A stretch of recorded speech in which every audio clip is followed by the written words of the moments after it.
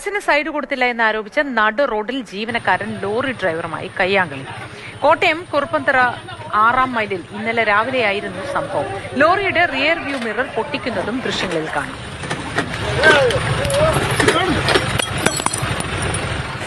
ഇന്നലെ രാവിലെ 10 മണിയോടെ അടുക്കുന്ന സമയത്താണ് കോട്ടയം കുറുപ്പന്തറ 6-ാം മൈലിൽ ഈ സംഭവം നടക്കുന്നത്. എറണാകുളത്ത് നിന്ന് കോട്ടയത്തേക്ക് വരികയായിരുന്ന ഈ ആവേ മരിയ എന്ന് പറയുന്ന സ്വകാര്യ ബസ്സും അതുപോലെ തന്നെ അതിന്റെ മുന്നിലൂടെ യാത്ര ചെയ്യുകയായിരുന്ന ഈ ഇന്ധനമായി എത്തിയ ടാങ്കർ ലോറിയിലെ ജീവനക്കാരും തമ്മിലാണ് ഈ തർക്കമുണ്ടാകുന്നത്.